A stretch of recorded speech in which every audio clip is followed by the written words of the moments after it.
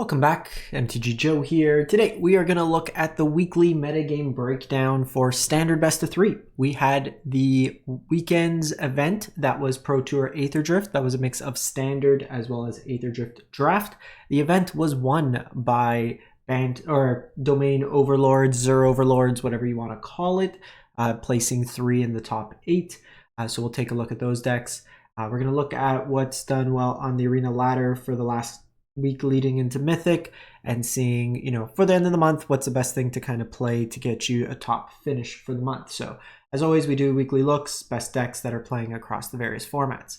Frank Karsten does a great job of providing statistical analysis of the big events. So this is from Pro Tour Aetherdrift. So you can see kind of the breakdown. They do a really nice job of each individual deck in the kind of most played bracket, seeing what their win rates are. So a couple breakout-ish decks and smaller samples. Orzhov Pixie went 8-1. Azorius Control 36-18. So we'll take a look at those decks there. In terms of Overlords, still 56% with almost 350, almost 400 even games played, so relatively high. Omni combo did well. There's a couple like smaller samples that are kind of inflating here. Dimir midrange did pretty poor at like 26%. The Caretaker decks did pretty bad. Bant Cage did pretty bad. Kind of seeing what's fallen off in terms. The Leyline deck, while placing 1 in the top 8, didn't do too well. Pixie overall, 48%. Now, part of this is there might be... So he did eliminate mirror matches in terms of the overall win rates, which is important to kind of get a... Because in mirror matches, you're always going to get 50%. So... I will link this if you're interested in taking a more deeper dive look. There's a lot of information here to kind of see. If you want to see the win rate spreads against common decks, you can also see that as well. In terms of the full list of Pro Tour deck lists, I put out a video the other day with all the links. They do it by like groupings of alphabetical last names. So there's like 6 or 7 links. I do a 1-minute video where you can find everything in there. In terms of the winning list, Matt Naz, believe, won it. I know it was Domain Mirrors, but the lists are fairly similar. So Zur the Eternal Schemer, real kind of show out of the weekend. Every time I put on coverage, it was someone on Domain or Bounce or Mice. It was kind of the 3. Still think maybe something gets banned, like maybe Zur or Up the Beanstalk or Sunfall out of this deck here. Monstrous Rage at a mono red, and I think this town ain't big enough maybe out of the bounce decks kind of leading up. But in any case, so we have the Domain deck. You have your Overlord of the Hauntwoods, Mist Moors, and 1 Beza. No blue Overlord in this one. The card from the new set is Ride's End. We've seen variations of this, 5 mana to 2 mana spell that gets reduction, but this one exiles creatures, which is very important against some of the mono red decks, since they have death triggers, stuff of that nature. Analyze the Pollen helps you early game. This version's only on 2-day Judgment, 1 Sunfall, relying more on temporary lockdown to deal with the more aggressive stuff. It has the effect of being able to hit the Pixie stuff, but also runs you the risk of having it bounced and then them getting the ETB style effects again. No utility lands, just the Surveil lands. Sideboard, you have negates. For like the mirrors, bigger mana decks, stuff like that. Elishnorn for ETB style effects. This is very good into the mirror, into mono white, stuff of that nature. Rest in Peace for the graveyard decks, Smite for the aggressive decks, Terra Sunder, flexible, deals with artifacts, enchantments, and then can also hit non-land permanents. Obstinate Baloth for the discard heavy decks like Pixie. Then you have Paw Patch, flexible, deals with flyers, deals with enchantments. Stock Up in the Grindier matchups, 3 mana, draw 2 cards of the top 5. And then Atraxa for the Grindier matchups as well, just allowing you to go over the top. The Orzhov Pixie list was one that Ben Stark played. They went 8-1, I believe, in Constructed, and it's got elements of kind of the bounce, but a little bit more control-y. So Nurturing Pixie and Lauren of the Third Path with the kind of combination of temporary lockdown to exile your own stuff. You can bounce it and then get those extra discards. So extra discards with Hopeless Nightmare or Tiny Bones. Momentum Breaker can be an Edict or another discard style effect. Brimbauble is cheap removal. You have Liliana in here. And then Unholy Annex as another win condition card advantage engine. Lauren can also target your own temporary lockdown to blow it up to get the reset on those effects. You also have Restless Fortress as a win condition in the mana base, along with Soulstone Sanctuary, kind of Unholy Annex combo. Phases for the grindier matchups, aggressive matchups, very flexible. Lauren, you can kind of port over into like Orzhov tokens-esque deck. You know, when some of the like Grim Baubles and stuff aren't as effective, you kind of grind them out, get your card advantage, more Tiny Bones in here, just steal their stuff. Trades up a lot of times in combat. Rest in peace for Graveyard Hate, cut down for cheap removal.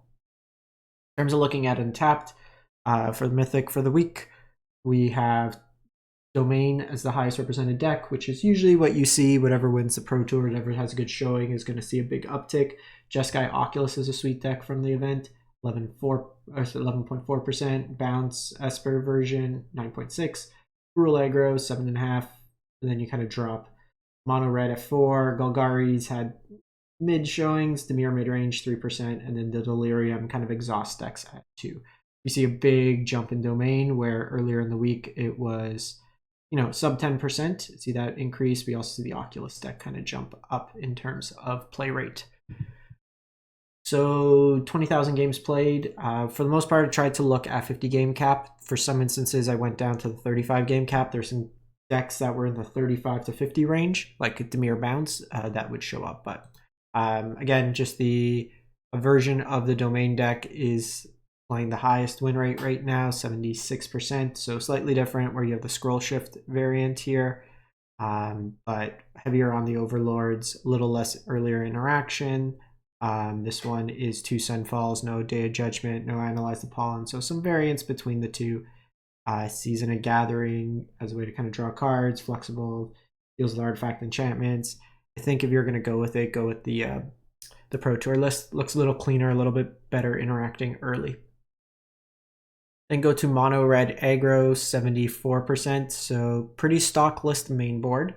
Some of the lists are adapting to have 1 to 3 copies of Soulstone Sanctuary in the main board. Plays with the mice package, gives you a little bit more interaction. So that's something you may want to consider updating in terms of the list. But your mouse package, aggressively slanted, this has been the list for some time now. Barrages, torches, some of the lists are going upwards of 4 Sunspine links just to combat the Domain decks.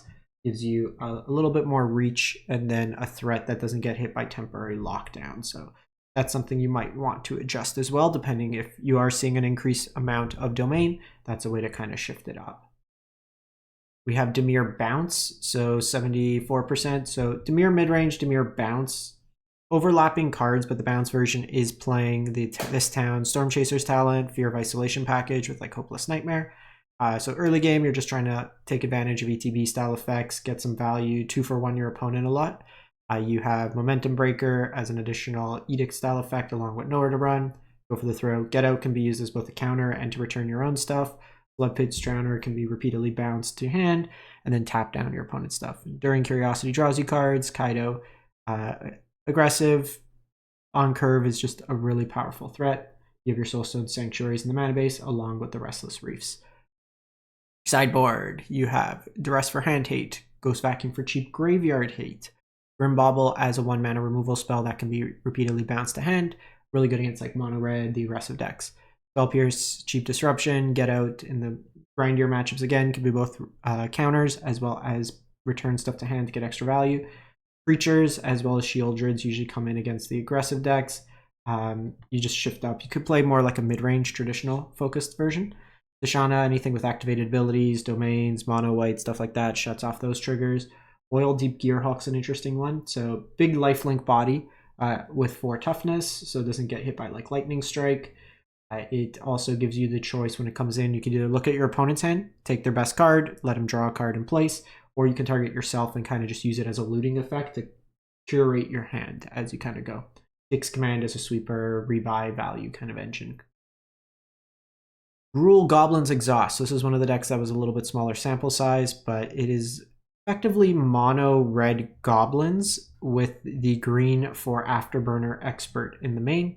You're using Cauldron to kind of duplicate the exhaust abilities onto your other creatures, most notably being able to give multiple creatures haste, and then you put counters on it, which kind of self-enable. You can also give and make any of your creatures be able to exhaust to create a 4/4 dragon.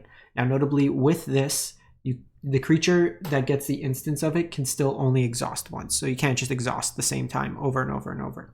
Krenko's ability can also be put onto any of your creatures, so anything becomes a Krenko. Plays really nicely when you have stuff like House Squad Heavy that gives haste. Dropkick Bomber as a way to give your stuff flying, kind of evasion. Draw discard effects. You can give the target creature gets bonus. Now, with the subscript max speed, so at the bottom, if it's an activated ability, then you do get it, but you don't get the instance under Agatha's Soul Cauldron. There's a rule change, so this one getting double strike, this one with your creatures getting the ability to generate mana, that doesn't work anymore under the Cauldrons.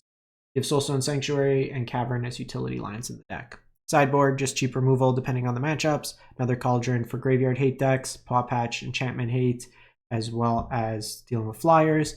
Grace of the Crimson Pulse for kind of grindier matchups, it's card advantage. Screaming Nemesis for the red or like red-based aggro decks. And then Witchstalker Frenzy as another piece of removal.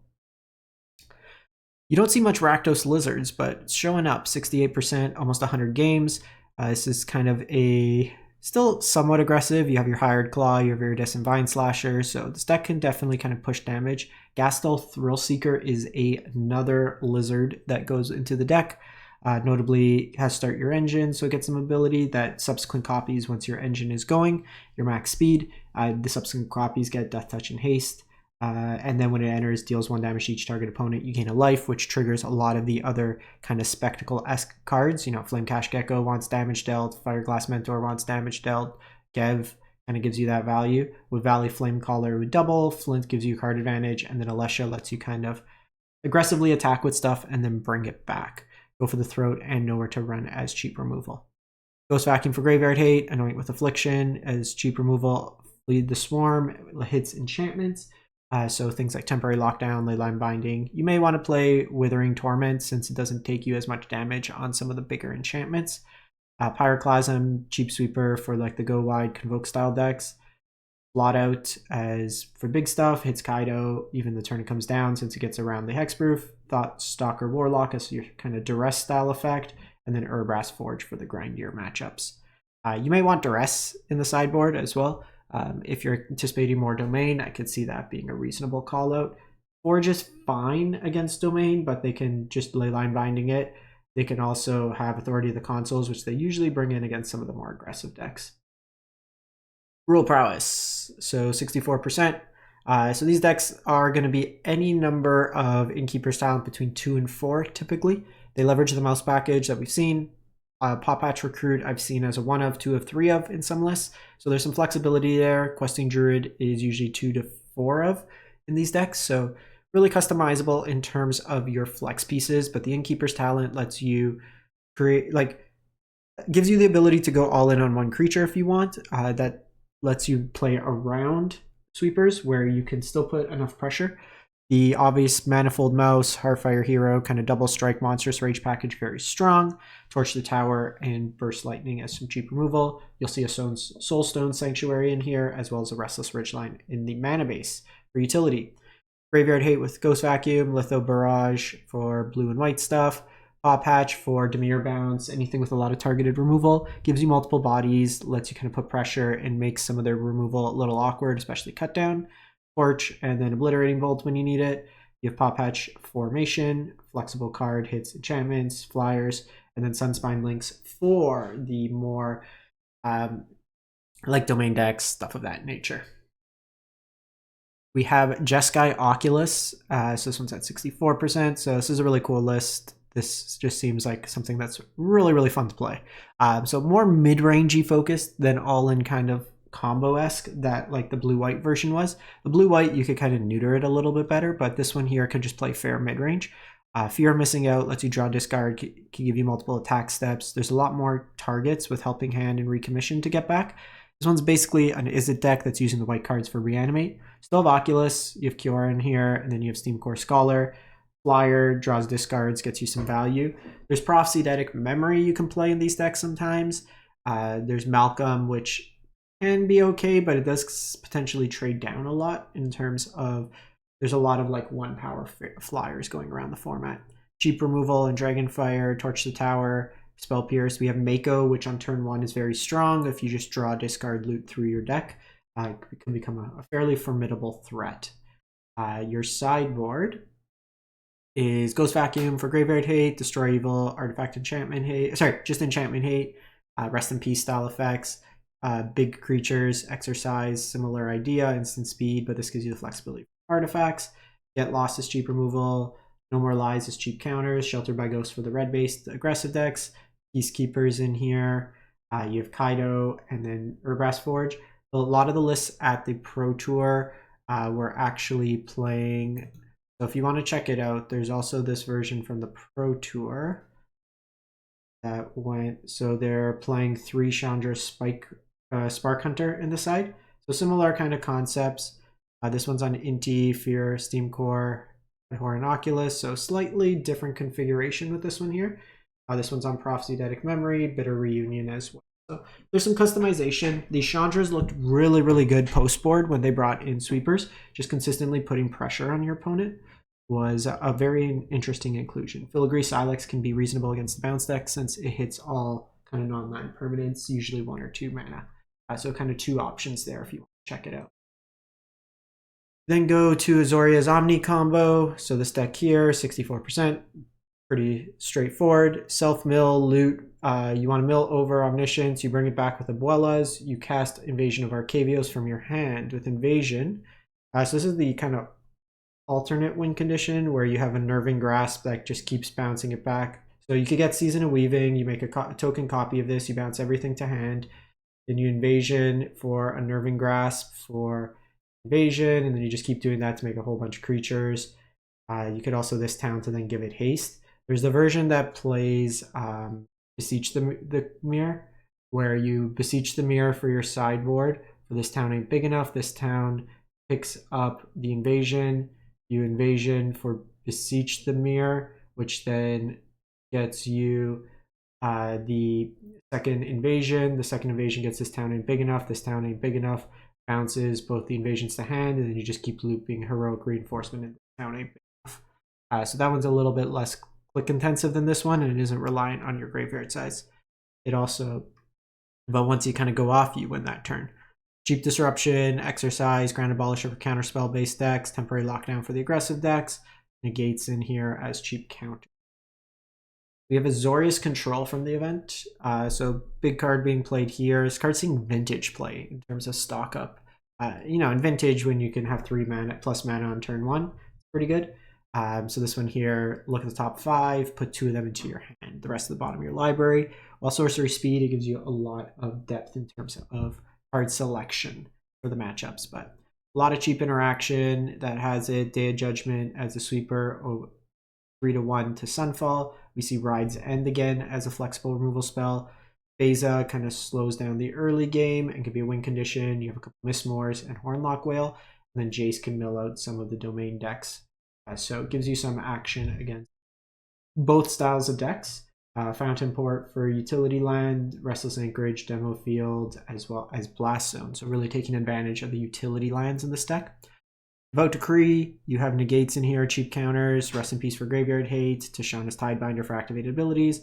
Aggressive decks, you can bring in Beza. Now you'll see Obstinate Spaloth and Wiltleaf Leech. So this is against the discard decks. Hopeless Nightmare, you bring these in, your opponent discards, and you get to cheat it in. Wiltleaf can still be castable in this deck. The Baloth, the only way is through Fountain Port tokens, but gives you some optionality in terms of cards that can be cheated in. Don't know why they decided in this nature, because this is at least castable. This doesn't give you life, but if you're cheating it in, at least this is playable in some other matchups if you just want to become more of a creature mid-range. Against the aggressive decks, you have Dissection Tool as a life linker, and then Overlord of the Mistmore. Just for the kind of grindier matchups, gives you multiple bodies.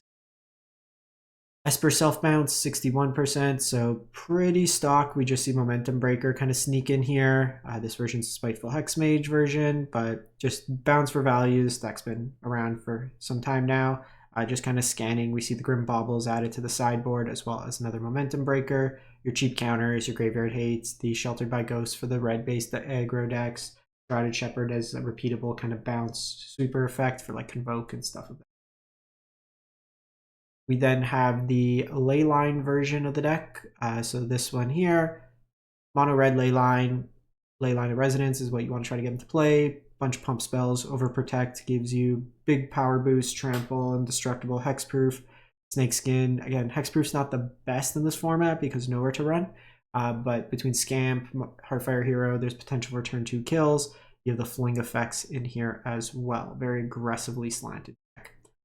Baloth for the discard decks. For the grindier matchups, you have Questing Druid, Paw Patch in here.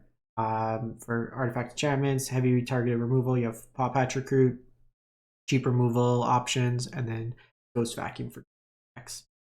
And then lastly, we have Boros Convoke. The big card this deck got was Nesting Bot. So it's a 1-mana artifact that replaces itself when it dies. This one gives you another target for Gleeful Demolition. Otherwise, the deck, the big other addition is Sunbillow Verge, just another untapped dual land. More consistent mana base is very big for this deck, where previously you had to go Jeskai and you died to Pain lands or just wrong colors. That kind of came in, but go wide, haste them out, anthem them out, draw a bunch of cards off Knight Errant. For Brass Forge for the grindier matchups, red-based matchups, you have Sheltered by Ghost, Graveyard Hate, Hand Hate, kind of your Thoughtseize style effect. Destroy Evil for temporary lockdown, big enchantments, big creatures. Torch Tower for aggressive decks, Tectonic Hazard for low to the ground, aggressive deck. That's it for the week. Let me know what you've been playing, what you've been liking. We will catch you next time. Thanks for watching.